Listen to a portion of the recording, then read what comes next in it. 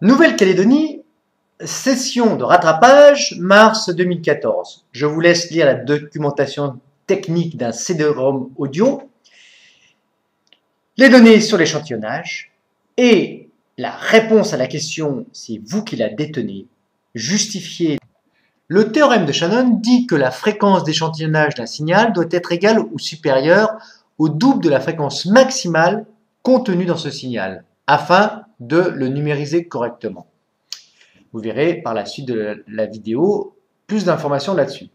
L'oreille humaine peut entendre des sons de fréquence F tels que F est compris, la fréquence F est comprise entre 20 Hz et 20 kHz. La fréquence d'échantillonnage dans le texte est égale à 44,1 kHz, qui est supérieure à 40 kHz.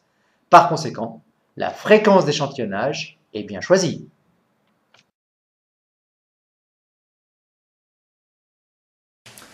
Quelle est l'influence de la fréquence d'échantillonnage sur la qualité de la numérisation, par exemple, d'un son? Donc un son, le son, il est émis, il est converti par le microphone en tension électrique, tension analogique qui est représentée en noir. Voilà la période T. Alors imaginons que la période d'échantillonnage soit 1/10 de la période T, ce qui est le cas sur la courbe bleue. Eh bien, la tension analogique serait numérisée, aurait la forme suivante, en petit escalier évidemment.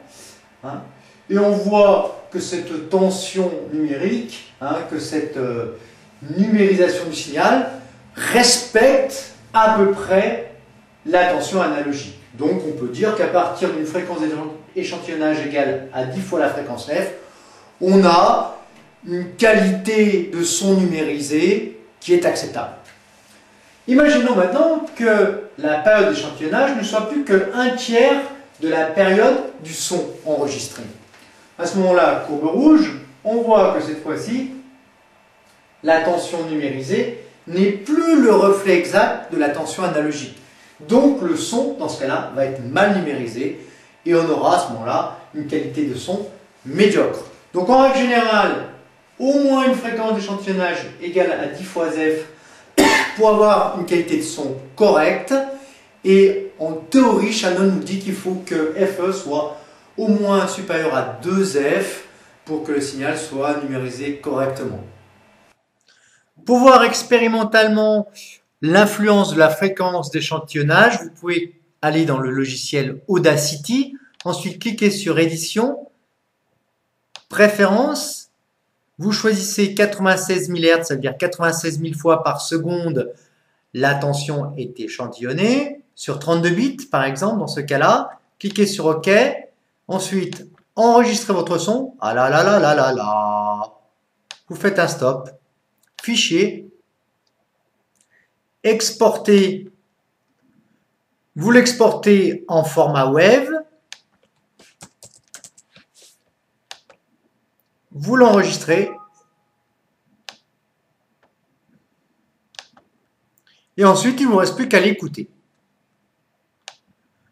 Vous recommencez l'opération cette fois-ci en changeant les préférences.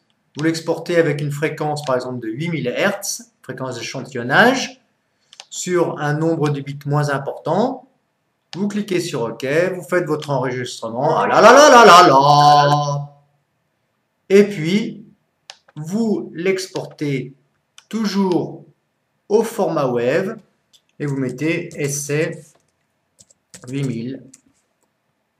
Vous l'enregistrez et vous verrez que vos deux qualités de son sont vraiment différentes.